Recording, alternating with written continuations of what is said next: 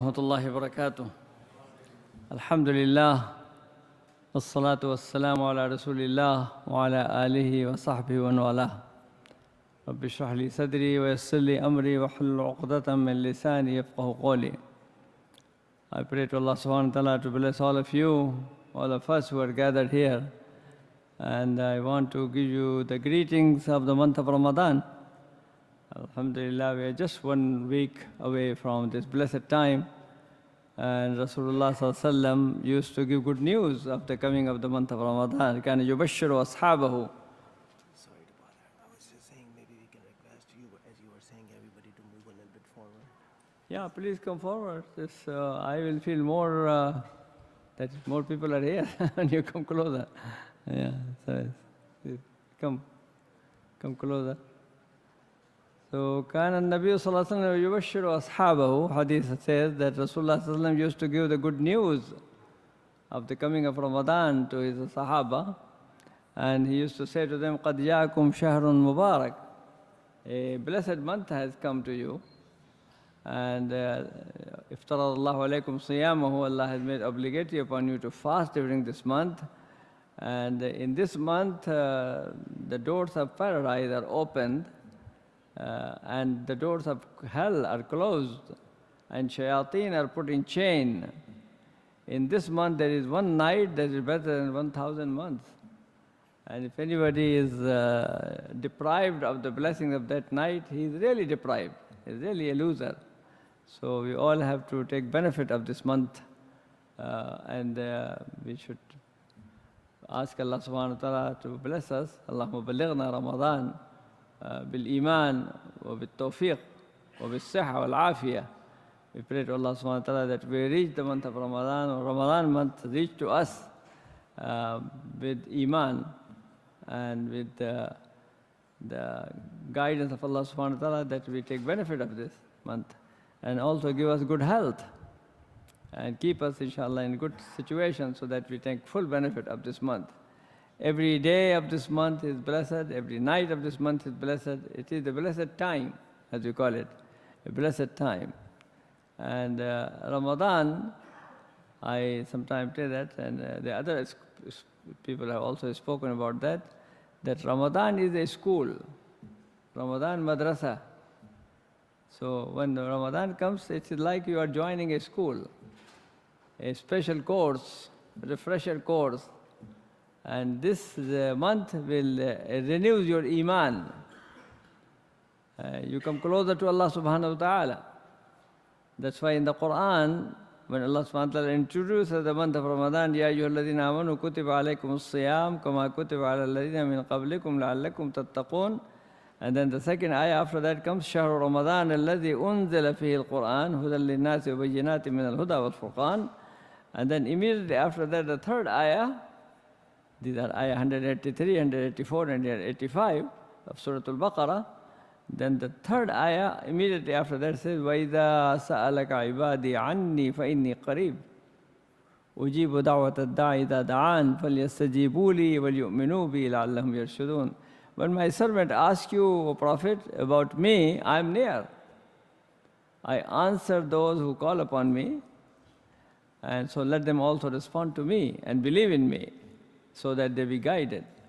So Allah subhanahu wa ta'ala has mentioned His qurb, that He comes close, very close. What is the nature of the closeness of Allah subhanahu wa ta'ala? Of course, Allah knows. But Allah subhanahu wa ta'ala is very close. And the more the people, when they fast sincerely, with devotion, then this qurb becomes much more. As I was explaining at another time, a place, that qurb of Allah subhanahu wa ta'ala is,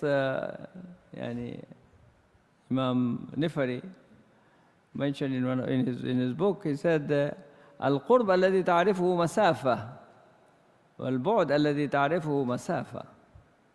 He said the nearness that you know is a measurement of space.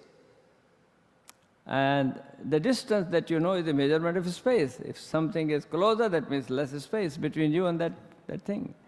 And something is distant means there is more space between you and that. That's how you measure. So you measure the distance and closeness by inches and yards. But وَهُوَ الْقَرِيبُ الْبَعِيدُ بِلَا مَسَافَةٍ. But Allah subhanahu wa ta'ala is qareeb and ba'id without any distance, without any measurement of space. He is close, very close to some people, and is very far to some people. Person next to you will be sitting and say, Allah is not too close to me. He would not feel the presence of Allah. So every person has his or her own experience of the nearness of Allah subhanahu wa ta'ala and the distance of Allah subhanahu wa ta'ala. أُولَٰئِكَ يُنَادَوْنَ مِن مَكَانٍ بَعِيدٍ. The Quran says, there are some people, when the message of Allah is given to them, as if they are called from a long distance, far away. And there are some people who fear Him. وَأَقْرَبُ إِلَيْهِ مِنْ حَبْلِ الْوَرِيدِ. There are some people who feel He is closer to me than my own self. So Allah subhanahu wa ta'ala's closeness is something that we have to achieve. And that we do that, this Ramadan teaches us that. So Ramadan is a school. This is a school of course, siyam, fasting. But not only fasting, it is the time of zikr, time of fikr. You do the zikr of Allah subhanahu wa ta'ala. You think about Allah subhanahu wa ta'ala. You do the tilawatul Quran, recite the Quran. You do the nawafil, not just faraid, but nawafil. You pray more. You do the zikr of Allah subhanahu wa ta'ala. So this is the main time of ibadah, the month of ibadah. And this is the month that the Prophet said, وَهُوَ شَهْرُ الصَّبْرِ. This is the month of patience. وَالصَّبْرُ جَزَاؤُهُ الْجَنَّةِ. And sabr, the reward is Jannah. It's patience. You have to control yourself. You have to discipline yourself. Discipline yourself from eating and drinking and other things that are forbidden during the month of Ramadan. And not only that, not only to keep away from eating and drinking, but also you have to control your tongue, that you don't speak bad words. Control your eyes, that you don't see things that are haram. Control your hands, control your feet, control your mind. Everything you have to discipline. So, وَهُوَ شَهْرُ الصَّبْرِ. Sabr means patience. Sabr means perseverance. Sabr means that you stop where Allah subhanahu wa ta'ala said to stop. That's what sabr is. So this month teaches you sabr.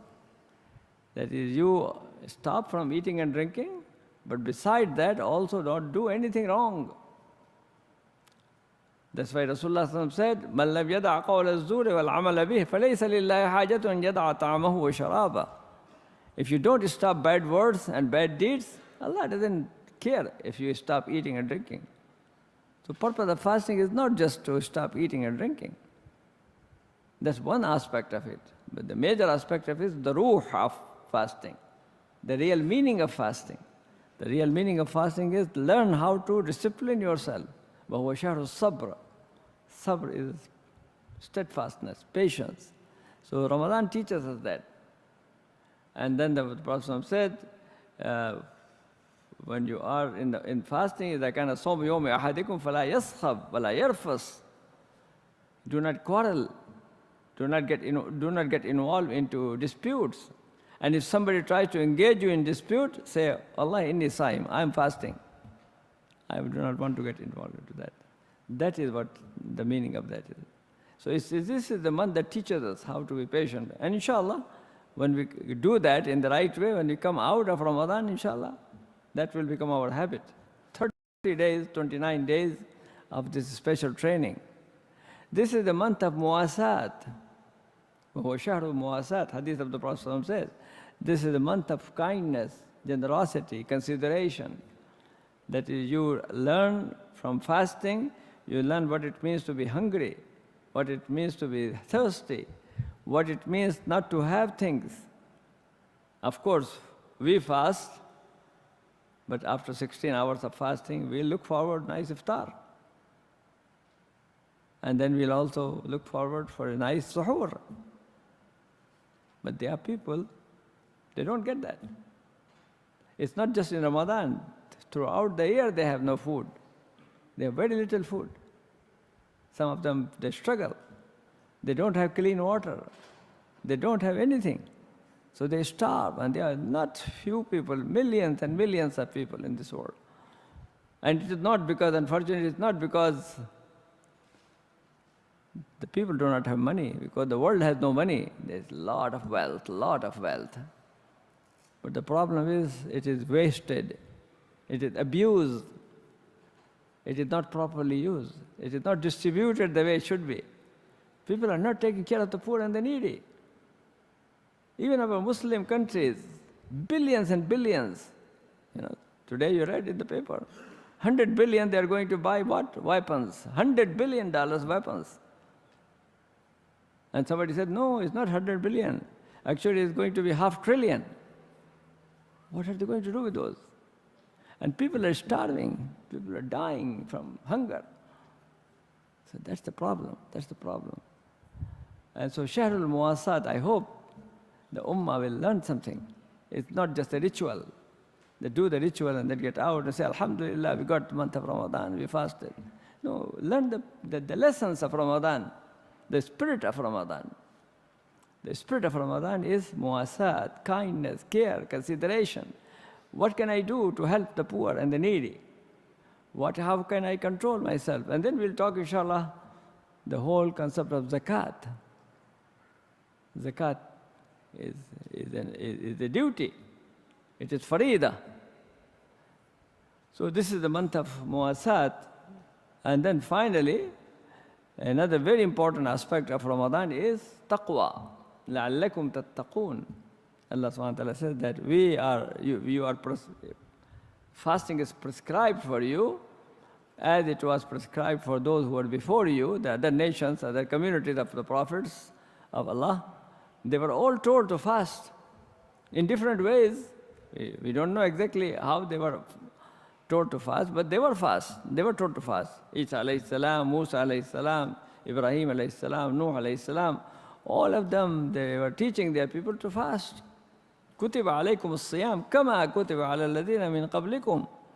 Fast is prescribed for you as it was prescribed for those who were before you.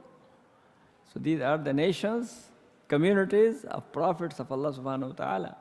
And they were told to fast. Why? Because it is good for the human being. Human beings become better human beings when they fast. لَعَلَّكُمْ تَتَّقُونَ. So that you become the people of taqwa. Pious people, good people, caring people, kind people, loving people. And you become conscious of Allah subhanahu wa ta'ala. You know what Allah subhanahu wa ta'ala says. So do what Allah says to do and avoid what Allah said that you avoid. That's what taqwa is. So may Allah subhanahu wa ta'ala bless each and every one of us. Bless our communities, bless our families, bless our communities, and help us, inshallah, to take full advantage of this month. Both its arkan, its wajibat, its sunan that we do, what are the things that are necessary to be done to do the fasting, and then also understand the spirit, the ruh of Ramadan, the spirit of Ramadan, the objective of Ramadan, that we should do that. The second thing that I'm asked to speak to you is about zakat. And zakat, as you know, is the third rukn of Islam. There are shahada, salat, zakat, and then siyam, and then hajj. So salat and zakat come together. In the Quran, many places you will find it. أَقِيمُوا الصَّلَاةَ وَآتُوا الزَّكَاةَ يُقِيمُونَ الصَّلَاةَ وَيُؤْتُونَ الزَّكَاةَ. They perform the prayer and they give the zakah. So zakat is as important as salat. And it is obligatory. It is obligatory, and the word zakat, the word itself is a beautiful word. It has one meaning of zakat is purification, tathir. Another meaning of zakat is growth. So it purifies your money from, and it purifies you. When you pay the zakat, it purifies your heart. As Imam Ibn Taymiyyah rahimahullah said, Nafsul Muzakki Tanmu, the soul of the one who gives the zakat is cleansed and it grows. So it cleans from selfishness, from materialism, from everything I must have more and more. And then maluhu yasku, and his money also increases, and money is purified and money increases. Allah subhanahu wa ta'ala multiplies that when you give it for the cause of Allah. And then also it helps the poor and the needy. وَهِيَ تُنَمِّي الْفَقِيرِ. And zakat it makes the faqir feel happy and good because you are giving him something. So zakat is very important. If zakat people pay, all people pay the zakat as it should be paid, a lot of problems will be solved in the community. And it's a very small amount. It's a very small amount. So zakat has to be paid according to its rules. Just like salat has to be done according to its rules.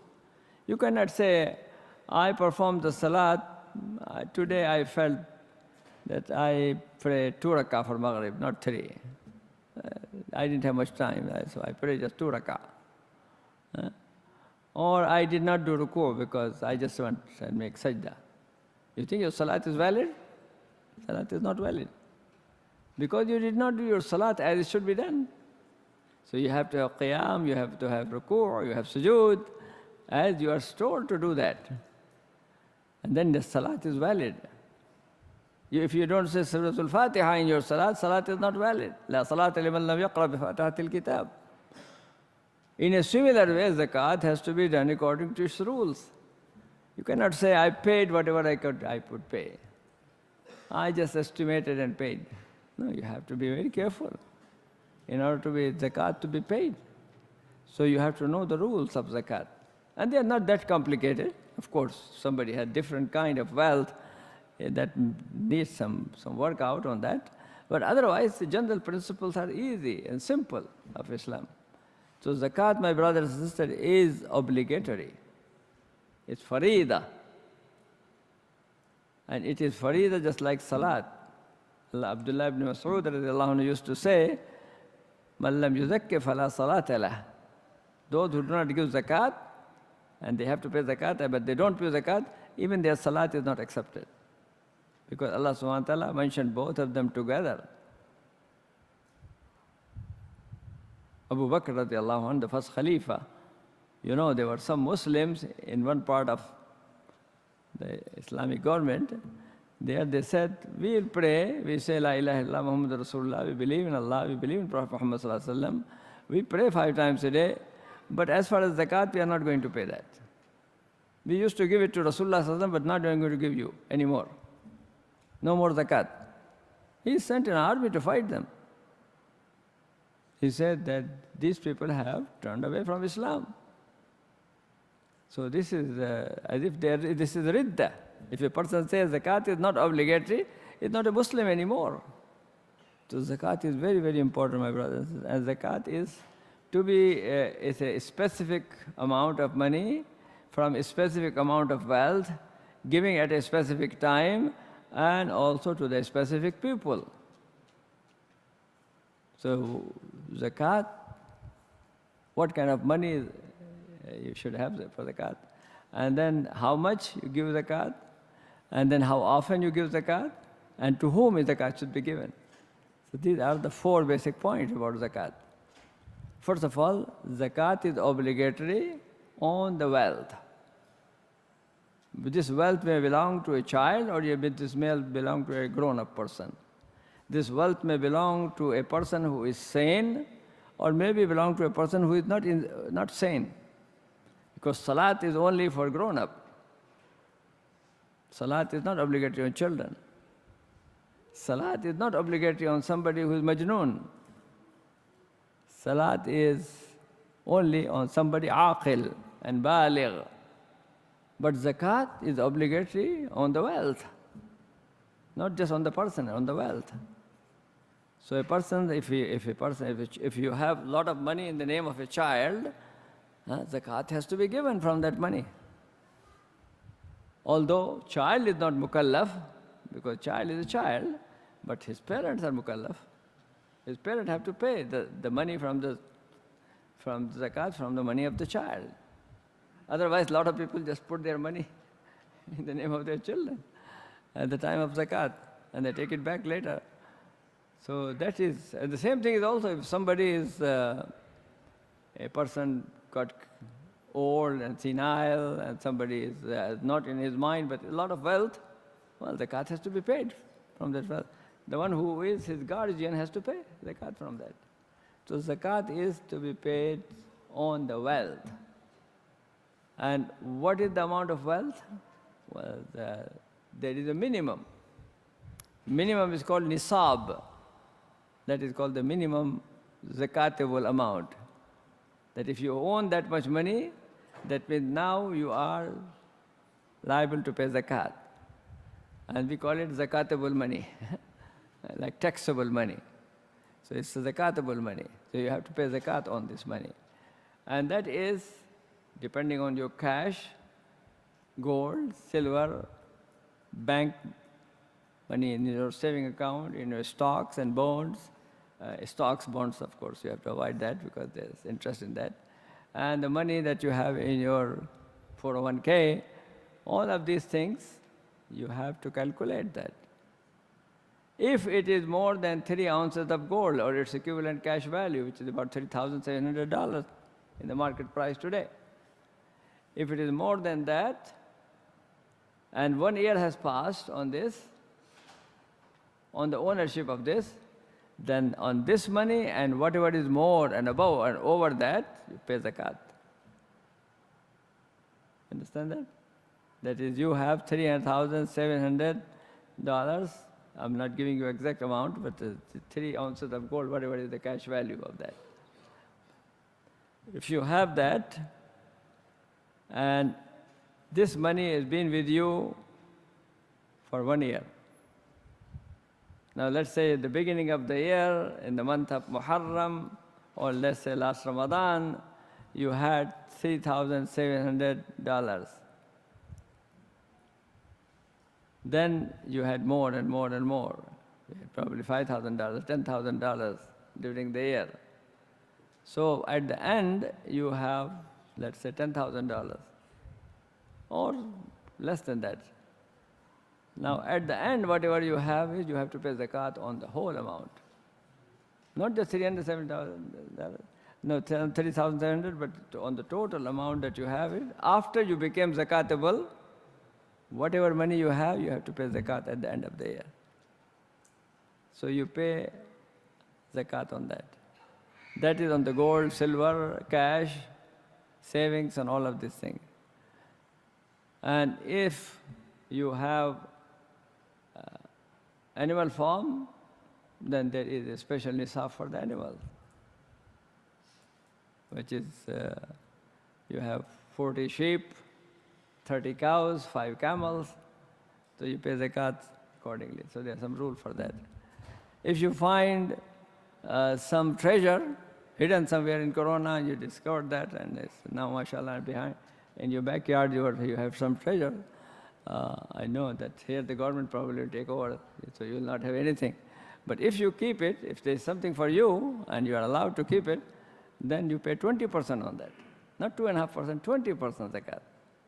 If you have an agricultural farm, the agriculture produce is not once a year, but as many times as you have harvest, you pay the zakat on that.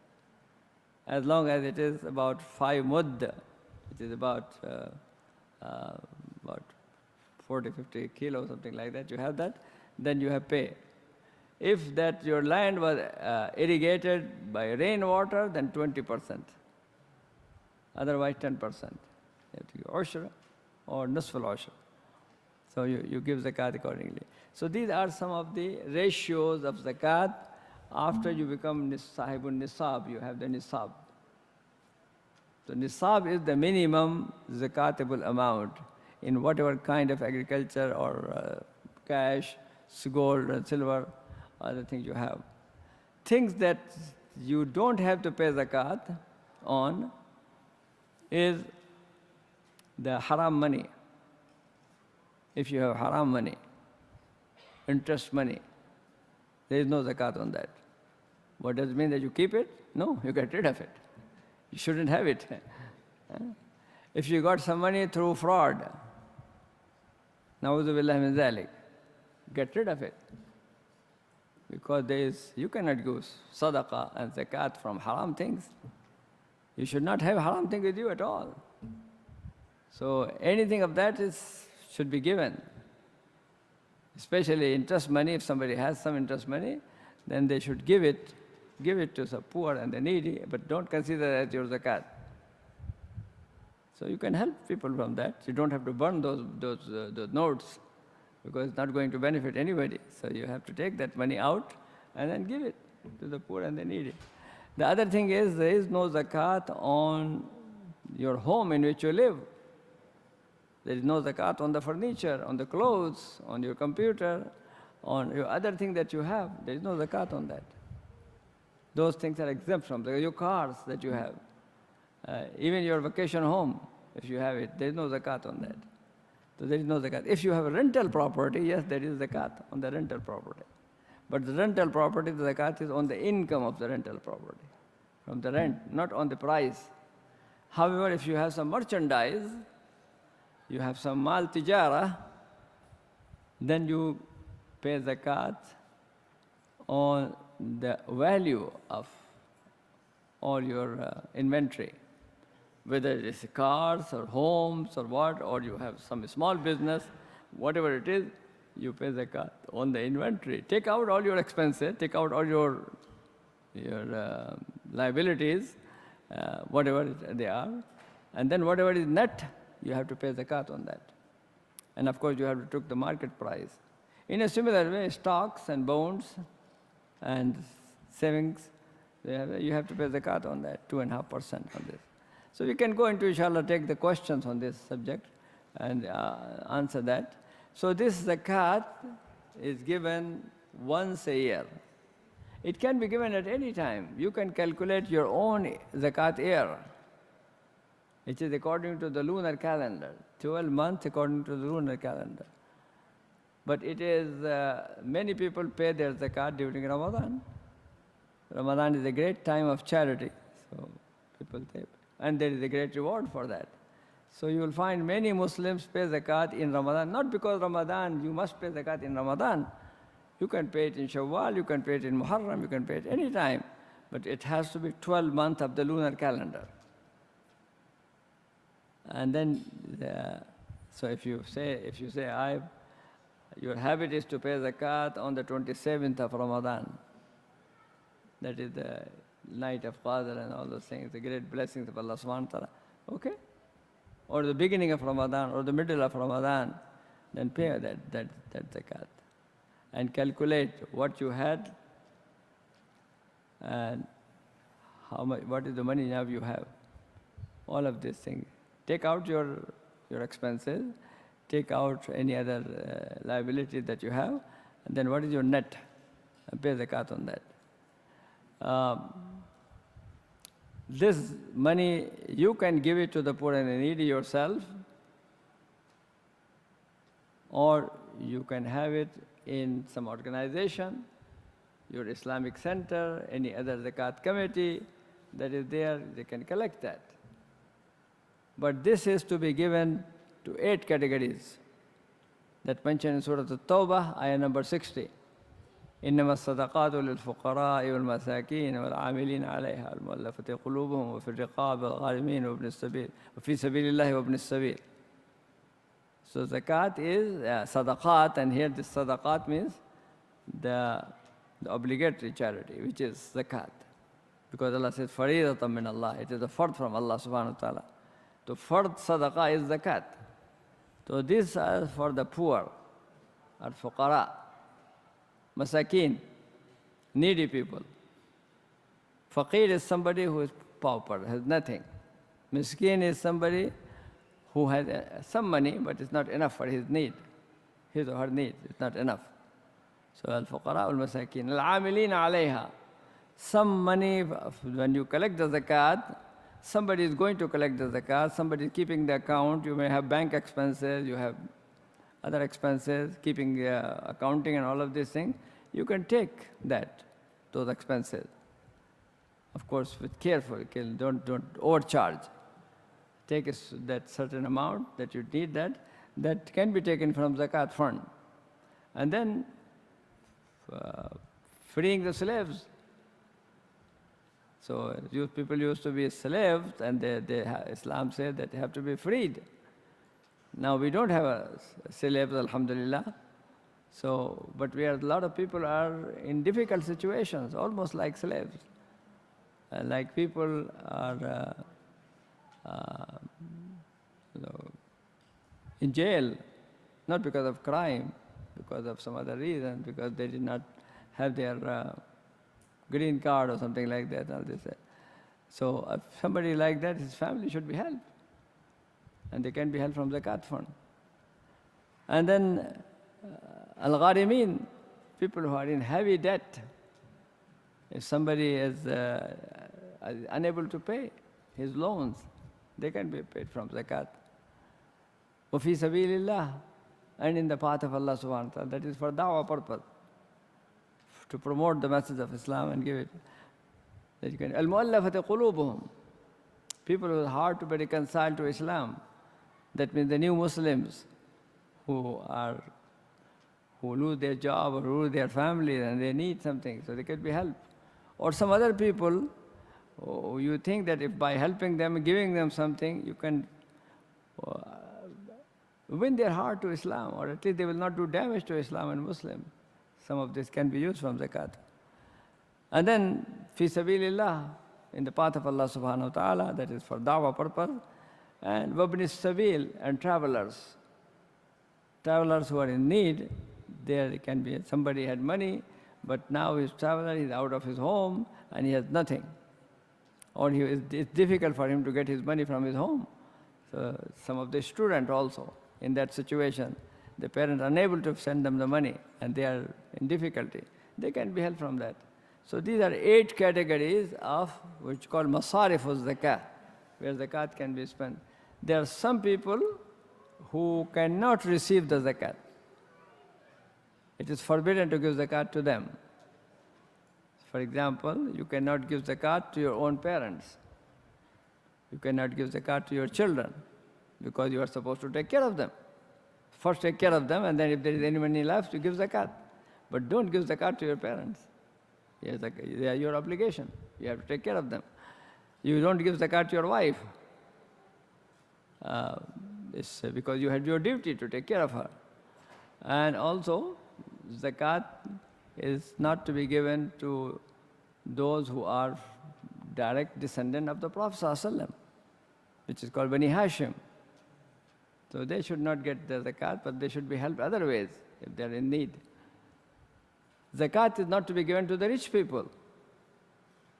That is, people who are well-to-do and they have enough, they are not supposed to receive the zakat. They should be giving the zakat. Or if they are not that much, they don't have that much to give zakat, but they are not in need, so there is no zakat for them. So people have to be very careful when they go and take the zakat, that am I really deserve the zakat or not? And has to give proper information on that.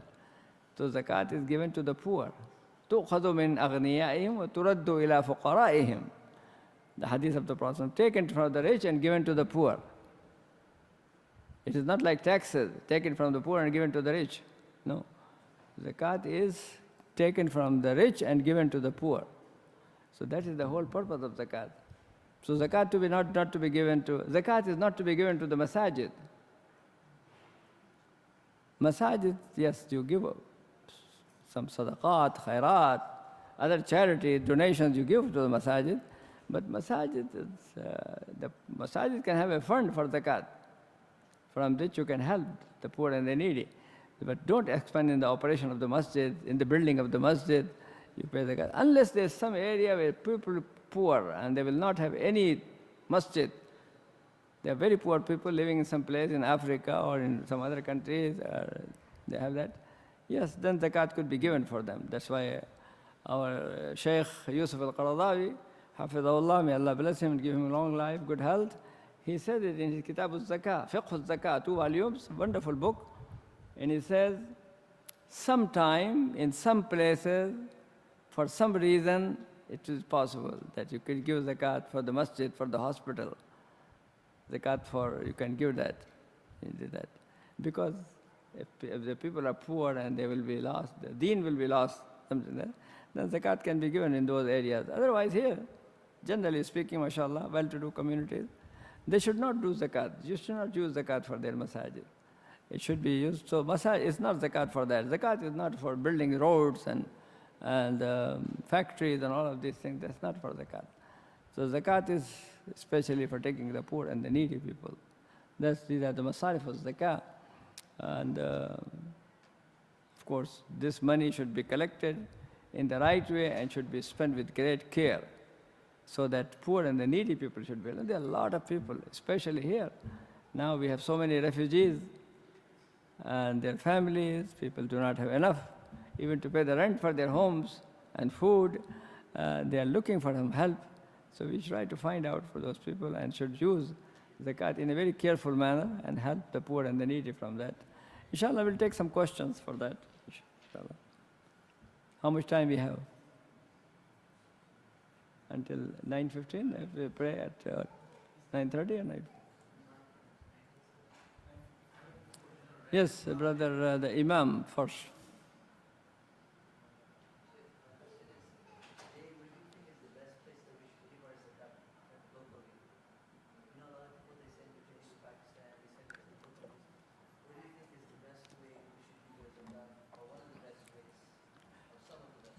The question is, what is the best way to give zakat? Some people send their zakat to the India and Pakistan. First people who deserve your zakat are your own relatives. Not your dependents, but your relatives. If you have relatives in India, Pakistan, any other country, any place, they need your zakat, take care of them. Al-aqrabuna awla bil ma'ruf. Take care of your people who are near you. Your brother and sister somewhere is suffering and is nothing, no, help them. Take care of them. That's important to do that. So this is called silatul rahim. There's double reward for that. You're paying zakat, the reward for that. And second thing, take care of your relative. So you do that. Otherwise, spend the zakat in your own locality and find out the people who are in need in your locality.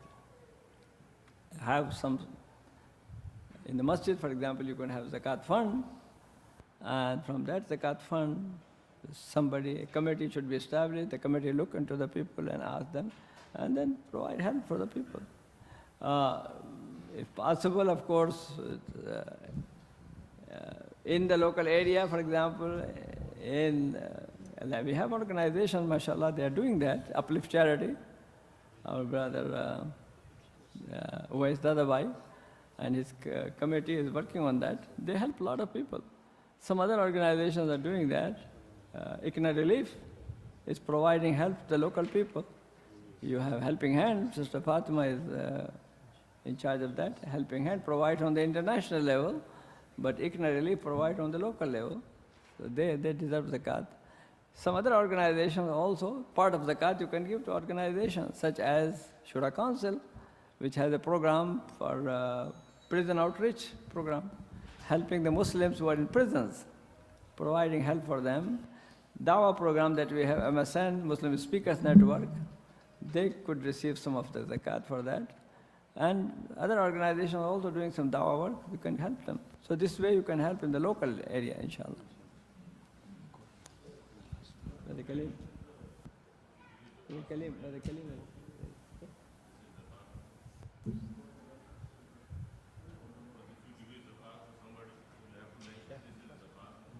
Brother, the question is that if you give zakat to someone, do you have to tell that person, I'm giving you zakat? It is not required that you tell the person that this is zakat, but make sure the person deserves zakat. I mean, and also don't say, I'm giving you a gift from my side. Because, I mean, you might say that, so a person will say, MashaAllah, he gave me gift. So, no, you are giving your zakat. So you don't have to say, this is my zakat, but this is to help you. Take care of you, inshallah. Yeah, that's another thing. If somebody borrows money, and you say, if he pays, money will come back to me. If he doesn't pay, it's zakat. No. Make the proper intention. If somebody borrows money from you and you say that this is my zakat, that's it. Don't ask him to pay it. Now there is another question. What about zakat on the debt? You loan money to somebody. You loan $5,000 to somebody. And now at the end of the year, this person, you don't know whether the person pays or doesn't pay. If you are sure that he's going to pay, because he is very honest, dependable person, and he promised, and he will have that. He will have the money and will pay me. Maybe not paying now, but he'll pay it after some time. So that's called a musir al-mali, a person who is well-to-do and he is dependable. Then you pay zakat. Even though the money is not with you, but you pay zakat on that money. So you include those $5,000 that you loan to someone in your wealth on which you have to pay zakat. If the money is given to somebody and you don't know whether that money is going to come back or not come back, you are not sure. Because there are people who take money but they don't return on time. And they do tal-matal, matal.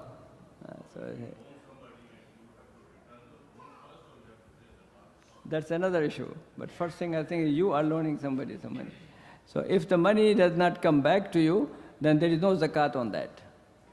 But once you receive it, you pay zakat for 1 year only.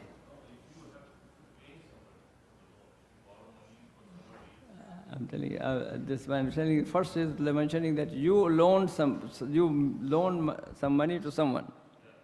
And there are some people who are dependable, they return to you. Some people who are not dependable, they will not return to you.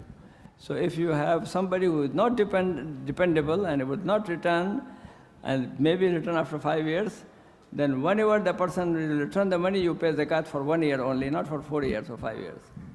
Now you receive some money as you borrowed money from somebody. Is that the question, second question? Yeah, good.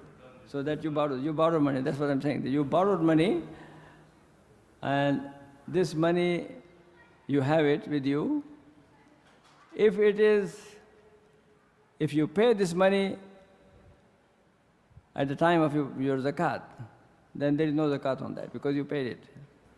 If you keep the money and you are going to pay him in installments, then you pay zakat on the money that you borrowed.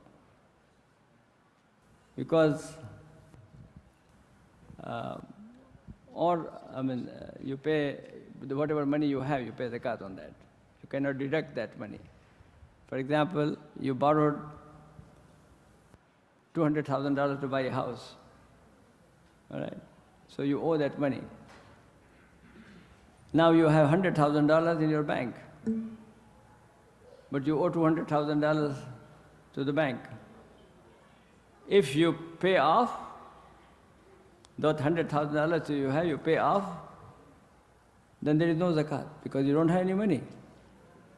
But if you don't pay off, you only pay monthly installment that you pay, and you still have $100,000, then you only deduct your monthly installment, not the total amount. And you pay zakat on the money that you have in your account. So you pay zakat, that means otherwise all the people have mortgage, they will say, I owe $300,000, $500,000. There is no zakat on me. No, zakat is, if you pay off, like in the time of Osman radiallahu anh, some people came, they said, we have taken loan. Do we have to pay zakat? He said, then pay off your loan. If you still have some money left, then pay zakat on that. If you don't pay off your loan, then we collect everything, zakat on everything that you have.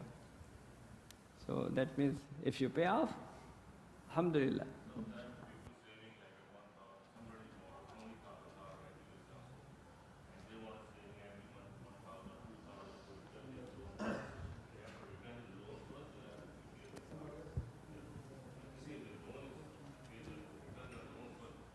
Yes, pay your loan first.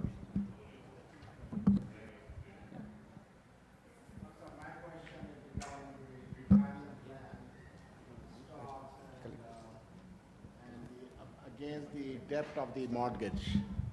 So in other words, if you have the retirement plan, because I heard that it zakatable when you withdraw it. So would you explain a little bit more on retirement plan and the mortgage debt, zakat minus?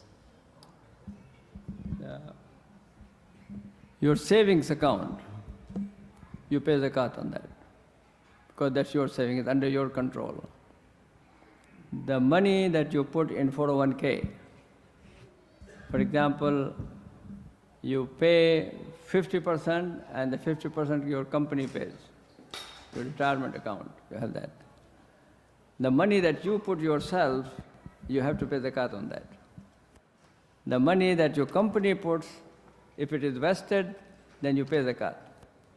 If it is not vested, that means it's not withdrawable, then you don't pay zakat on it because it's not under your control. However, somebody might say, if I pay zakat, I have to pay taxes and I have to pay the penalty because I'm not supposed to withdraw the money. So our scholars say, you can deduct your taxes and you can deduct your penalty from that. And whatever is left, then you pay zakat on that, 2.5% on that. The pension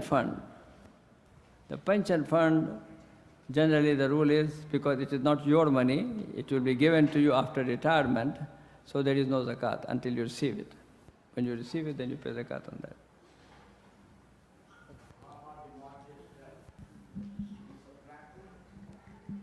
No, you only subtract the monthly payment. Whatever you pay on the month, and you, at the end of the year, of course, you paid everything, whatever every month, you can deduct that, but not the total amount, because the total amount you are not paying off. If you pay off total amount, it's fine. You had $200,000 in your account, and at the end of the year, you decided to pay off and have you free and clear your home. Alhamdulillah, there is no zakat on you because you paid off. But you keep your money, and at the same time you are paying, you're saying that I'm in debt. You are only in debt, consider that debt is considered only that much which you are paying monthly basis. I have a similar question, Dr. Sir. My question is, I heard you clearly that you cannot put money in your kids' names, but what about the smart plan for kids' education? Is that also zakatable? Yes. Whatever money you have put in the name of your children, whether it is for their marriage, for their education, for their health, and all, whatever the reason, where the money is there, it's like saving. There is zakat on that. Brothers and sisters, 1 second. Please, if you'll raise your hand when you want to ask a question, then I can get the mic or the brother can get the mic to you, and we can follow the questions in a disciplined fashion, inshallah. So, like this. Assalamu alaikum.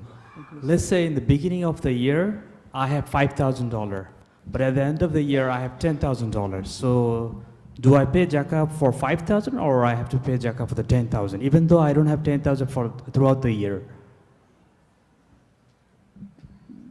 Once you became the owner of nisab, after that the money fluctuates during the year, sometime up, sometime down. So consider what is at the end, how much money you have at the end. So you said in the beginning of the year you had 5,000, then after that you may have 4,000, 3,000, and then you have 6,000, and then you have 8,000, and then at the end, mashallah, you have 10,000. Pay zakat on 10,000. Not every money, every penny has to be, you have to pay every day otherwise. So there is only once a year you pay. It's like tax. What do you pay tax? You pay tax at the end, whatever you have. So in a similar way is zakat. And zakat, if you have saving, you pay zakat, whatever money you have, every year. You cannot say that I paid this $100,000 I had last year, I paid zakat on it. Should I pay this year also? Yes. It's like rent. You pay every month. You cannot say I paid last month for this house that I'm living in. No, you're living now. So this money is yours. You pay zakat every year on this. So as long as you have the money, you pay zakat. So it's better to invest. Otherwise, zakat is going to eat up the whole thing, slowly. So Islam emphasizes that you should invest, inshallah, in halal ways, of course. Assalamu alaikum. Can you explain to about rental property? Rental property? Rental property, the property that you own, or property that might be you purchased, but you are paying some loan also on that. You deduct your loans, you deduct your taxes, you deduct the expenses of the maintenance, repairs and all those things, insurance, deduct all those expenses, then whatever is your income, pay zakat on that. But there is no zakat on the total value of the property, zakat only on the income from the rent. Whole year. Yeah, because zakat is paid once a year at the end of the year.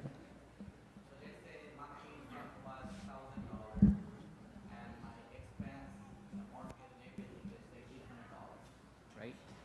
So I should be paying $1,200, $2,400 zakat, right? What is the percentage on rental property?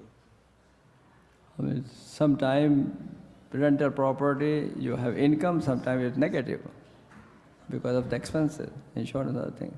So if it is Percentage of, I heard it's a 10%. Is that true? 2.5%. 2.5% on the, Yeah. Somebody mentioned 10%, that's why I just want to confirm it. That's on the agricultural thing, Okay. on the agriculture products, you should pay 10%. Dr. Saab, we have one question in the back. Yeah, assalamu alaikum. Just clarification on the example that was given earlier. He said he started with 5,000 and in the end of the year he has 10,000. I thought it's 10 minus 5, it's 5, and that's the one that Who is 1 year. Yes. Can you, I want to see you. So Sure. can I understand? Yeah, just clarification on the question that was asked earlier about the 5,000. It started with 5,000 and in the end of the year was 10,000. And I thought the answer will be 10,000 minus 5, then you have the 5 that's already 1 year past. That's the one you're supposed to give zakat on, No, I mean, not the 10,000. as long as the money is there, nisab is there, then going up and down, it doesn't count. Suppose you had at the beginning of the year $5,000, but then you had nothing, zero.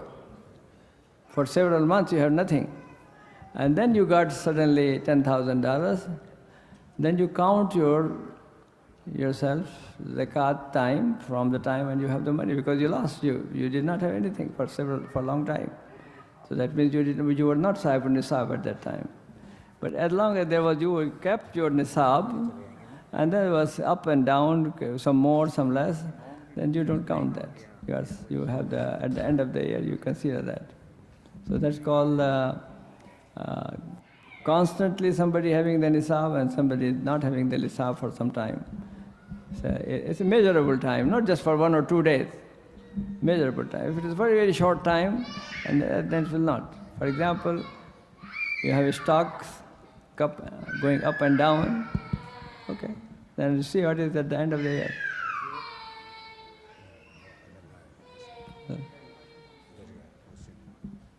Assalamu alaikum.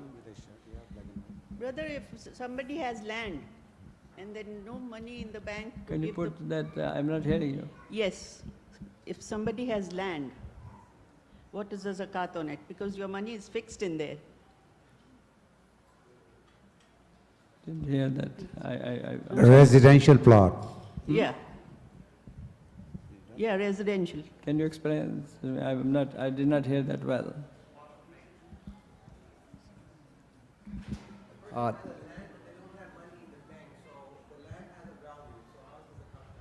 But also it's not an income producing land, it's just a piece of land that's okay. sitting. If a land has income, then you pay zakat from it. If the land is just, you have it, and there's nothing coming out, there's no zakat on that.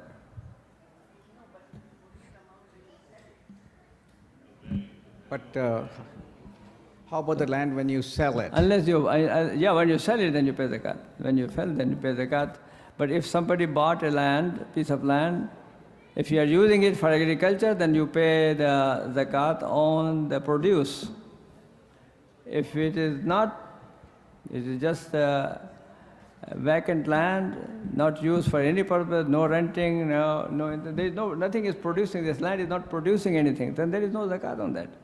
Zakat is on the mal nami, the wealth that grows, that wealth that has something somewhere.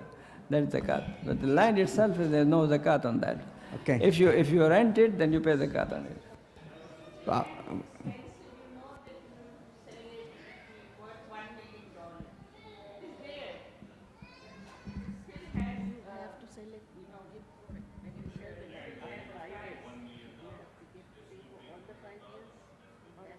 As I said, if it is whether $1 million or $100,000, if the land is bringing you something, you rent it, you use it, you have produce from that land, then you pay zakat. Dr. One, Otherwise, when you sell it, you pay zakat on it. For example, you bought it for $1 million and you sold it for $1.5 million, then you pay zakat on the whole thing. Dr. One, that was a follow-up question on that from the sister, saying that for 5 years the land is sitting there not producing any income. But when they sell the land, you pay the zakat for all 5 years, or you just pay the zakat at the time that you sell the property? When is the zakat, obligation for you? When you sell it and when you get the money, and you pay for all the 5 years that you owned it? Just from the time you sell it.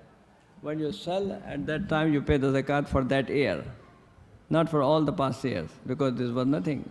So there is no zakat on your homes, on your land, there is no zakat on that. Right? Unless it is a rental property. If it is a rental property, you pay zakat on that. If it is the land that produces and you have agriculture production, you pay zakat on that.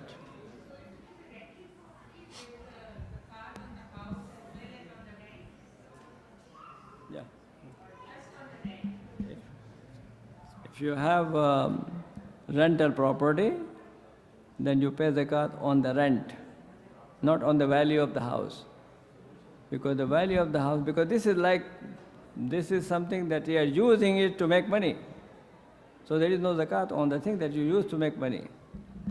So that's what it is. Brothers and sisters, now we have to conclude right now because we are already late. So you can, okay, we'll have a last question. I just want to know, do they have to pay the zakat on the jewelry also, and the wife also using that same jewelry, so still pay the zakat? Good, very, very good question, mashallah. This is very important. The women have a lot of jewelry. Some jewelry you use it on your daily basis. Imam Shafi'i, Imam Malik, Imam Hanbal says there is no zakat on that because you are using it customarily, whether it is on a daily basis or very often you use it. There is no zakat on that. But if there is, you bought gold as an investment, as you're keeping it for some time, that any time you need it, I can use that, then you pay zakat on that. So you have to go to the jeweler, wait, and if it is more than 3 ounces, pay 2.5% on that. So that's zakatable. Imam Abu Hanifa says, regardless whether you use it or you don't use it, zakat on every kind of gold or silver. No distinction here, whether you use it or not use it. So zakat has to be paid on all the gold that you have. If it is more than 3 ounces. If, say, somebody says, some sisters say, but I don't have any cash, I just have gold. How can I pay my zakat? Ask your husband to pay for you. And he will receive a good reward, inshallah, for that. But if he does not, then you have to sell it. Sell some of your gold and pay zakat. Diamond, there is no zakat on diamond. Unless they are for business purpose. If they are for business purpose, then you pay zakat. Brothers and sisters, we have to conclude at this time, please, before, so we're already getting late. We do have one small event, program that we want to make sure we do, conclude that also before Isha. So at this time, I'd like to ask Brother Kaleem to come up also.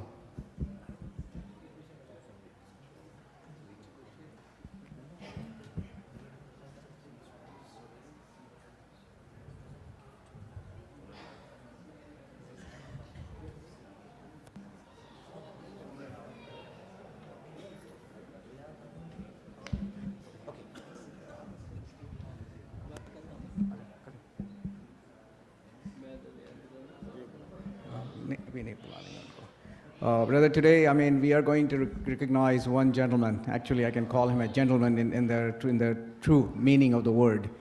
He's the one of the, not one, I would call him the founder of the Islamic Society of Corona Norco.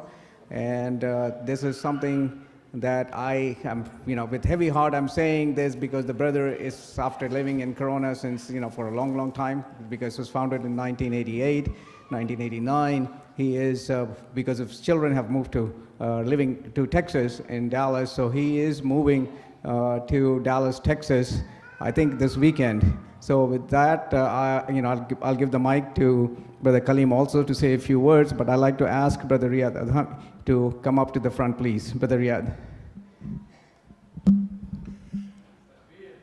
Allahu Akbar. Assalamu alaikum wa rahmatullah. My heart is sad today. We are saying goodbye to our dear friend because of his contributions to the Islamic Society of Islamic Society of Corona Norco. Only Allah Azza wa Jal, the King and the treasures it belongs, He will reward to Brother Riyadh Adhami and Sister Seher Obaid, who was consistently was helping the Islamic Society of Corona grow, prosper, and guide in every aspect of the need, especially when there was difficult time. Our hearts are sad today to say goodbye to him, but we wish him the best, inshallah, with his family to Dallas. And that's all I could say. I am so happy and sad that I was a student of him, learning Quran and the wisdom he shared, which is very valuable to me. May Allah reward you, Brother Zaid. Assalamu alaikum. I want to also express appreciation very much for Dr. Adhami's presence in Southern California.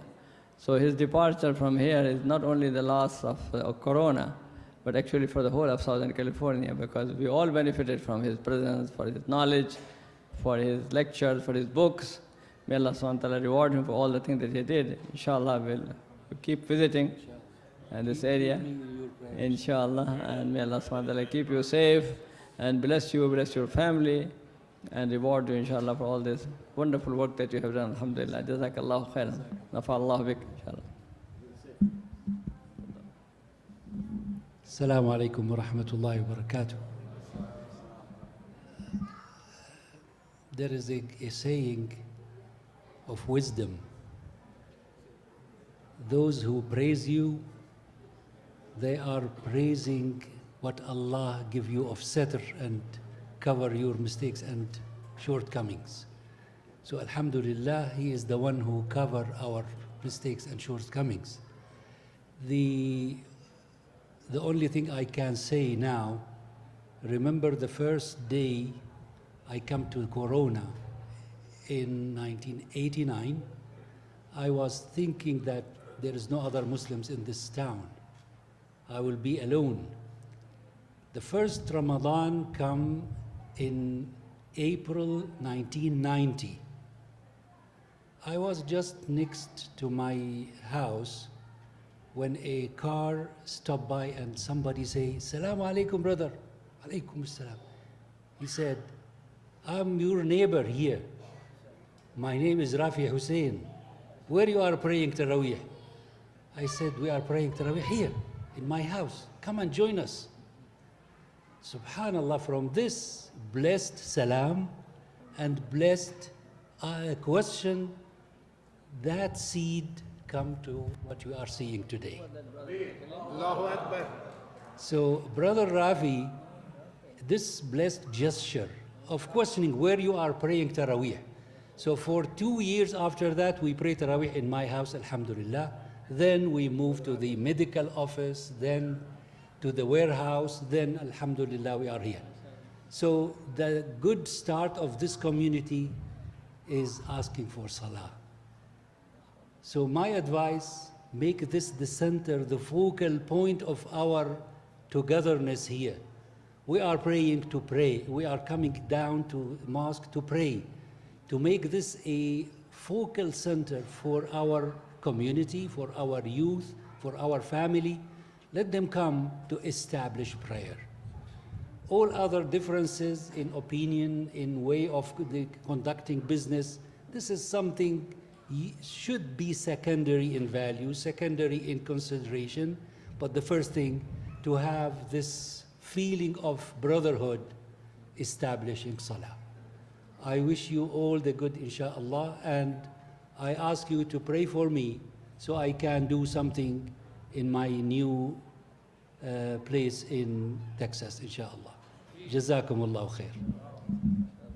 One quick reminder, which comes to my mind is, in Hyderabad, we don't never say goodbye. We have a tradition of saying, I'll be back later. So with that, Brother Riyad, I'm saying that inshallah you'll be back later to see us, but we're also glad that you're going to be with your children, and of course your children have to be very happy. They're going to have you, and your wife there in Dallas with them. So with that, I'd like Dr. Muzzamil Siddiqui to present this little bouquet to you, because this is... Brother Riyad, there's a small little card for you. I'm humbled with that.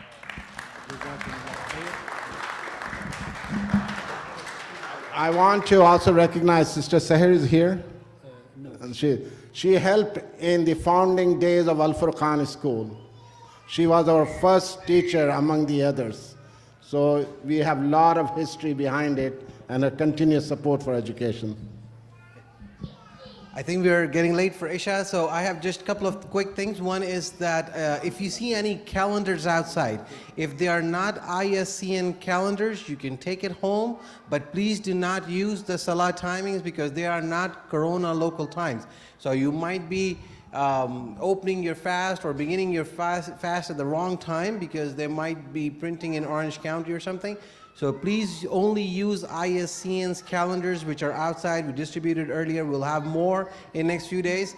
Please only use ISCN calendars and use only our local times to begin and end your fast. Second thing is that Brother Riyad Adami is gonna give Adhan, inshallah, and right after Adhan, we're gonna start the Isha Salah, so there will be no time. While he's giving Adhan, I will request everyone that if they can pick up their chair and put it on the side, inshallah. Assalamu alaikum.